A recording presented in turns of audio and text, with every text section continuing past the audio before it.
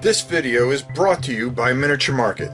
Thousands of board games, miniatures, and paints, discount prices at miniaturemarket.com.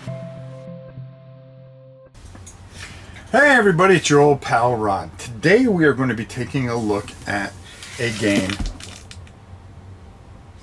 at Senjutsu. Hopefully I said this right without butchering it too much. Battle for Japan.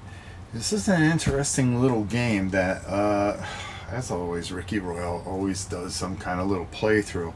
And, you know, somehow I end up spending my credit on it because he makes it look so good. And, well, basically, is it? There's only one way to find out. Let's go down to the table and check it out. So for me, this is a very surprising game. First of all, the scenery is, like, ridiculous. It comes with, like, bamboo. And then there's carts, which are just really, really cool. And then, you know, different little buildings that you want to put in there, or just, you know, little spikeage, never hurt anybody. How about a rock? Hey, no problem. We can do that too, can't we?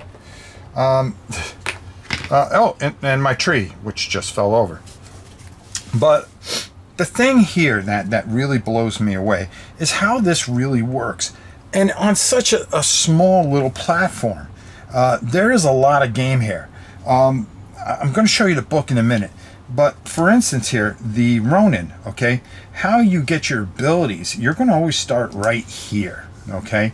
And this is going, as you can see, there are certain lines. Once you go up here with that double line, you can't go back. But here you can kind of work your way back and so forth and so on.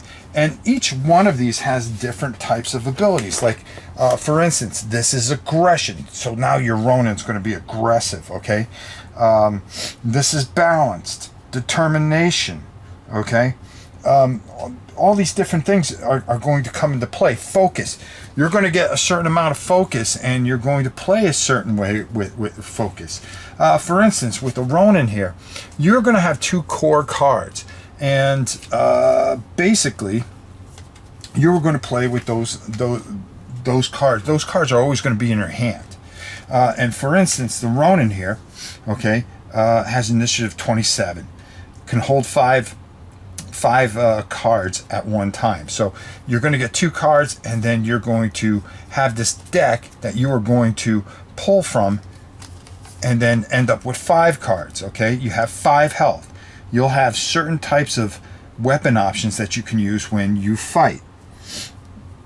The thing here is, okay, each one of these cards are going to give you an ability. Like for this, you are going to move one in any direction. So if you're here, you can move anywhere within that direction, and you're going to be able to turn your facing twice.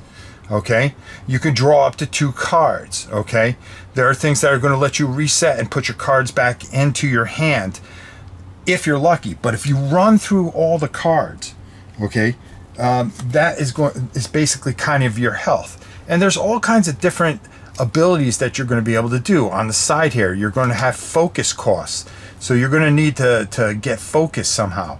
How you're going to move, how you're going to be able to move everything here to change your abilities in order to get yourself to attack and get things done. Up in the left-hand corner is initiative. The playability of this is absolutely ridiculous. And it also has like a bridge, an ice bridge that you can just brawl on, and you don't need a lot of space because you get right into the action, and it goes. And you could play, you know, a couple players, you know, one player, whatever you think. The rule book is very easy to read. I picked it up real easy, and I was really blown away by what it does. Character facing is very important. That's why these things have, you know, that dude's back there and his front here. Okay? Now, the thing that really hit this out of the park for me was this solo campaign book. Okay? And yeah, it looks like something, but don't worry about it. Beautiful art. Okay, I love the comic book effect here, and you're going to be able to build your deck a certain way. Okay, so your deck can be set this way. Then you have things for your opponent's deck, and you're going to have different decks laid out. I don't have them laid out here, but you're going to pick a certain amount of cards from each of that, and that's going to make up your enemies, okay, and who they are and how they function. And then you are going to play this out, and you're going to have scenario rules, and it plays into this beautiful, well written and well illustrated story. And Bandit Tavern. Now, how does that work? Well, guess what? There are different things that you're going to pull out and you're going to do, and you're going to handle things a certain way. And it's just, it does everything that you want. And I didn't expect this from such a small box, because you're going to fight right here. So you're going to attach a thing, and then you have this here, which is your tavern, and it gives you just even more to play with. I don't want to ruin it, the campaign itself, but it's very deep and it goes very far. And it's just, it adds such an element to such an already, I knocked over that tree again, to what I consider a very beautiful, and these things scream to be painted, okay? Because this just is going to look fantastic with it painted. You're going to have double-sided boards here, of course, okay? Just like we showed you in there. There's going to be things in there that you're going to be able to use. As you can see, there's an ice bridge here. So that's going to bring all kinds of problems and terror. And this just works. And I was blown away by it. I love feudal Japan and the things that you can do with it, and the combat and everything really works well. It's card driven. That's how everything is going to be done, and it's sometimes it's just nice not to throw dice. And this does this very, very, very well. It's just a fantastic, fantastic way to do things.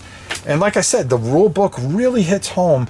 And here's your signature decks that you're going to have for your kid: the master, the warrior, the student, the master, the student, the warrior, the ronin. Yeah, I was going to say, I said master twice.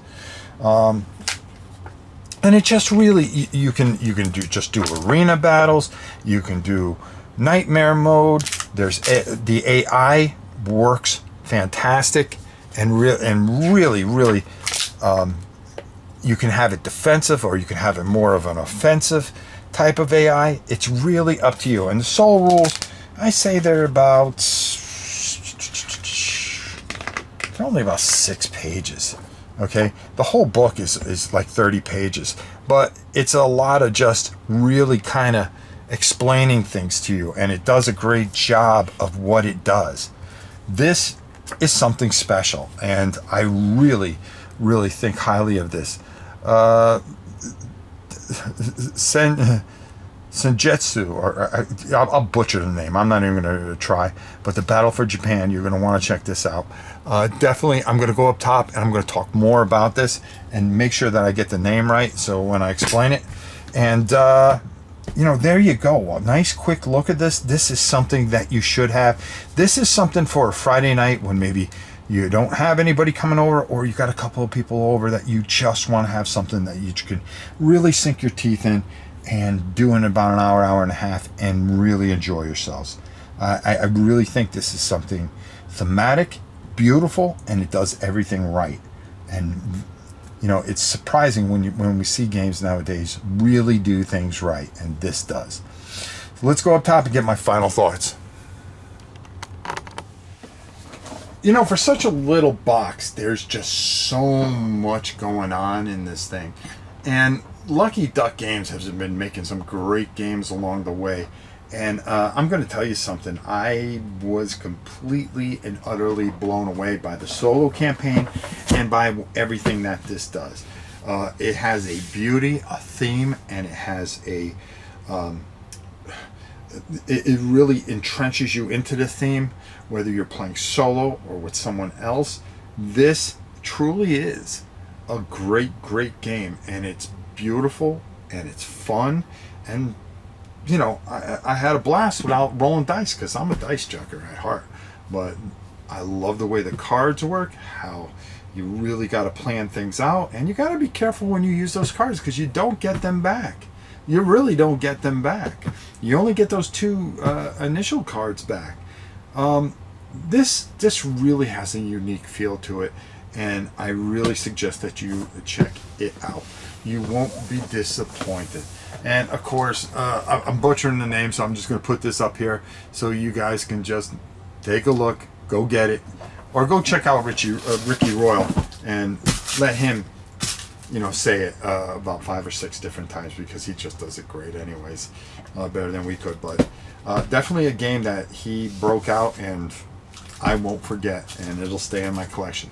Until next time, it's your old pal Rob. We'll see you soon, everybody.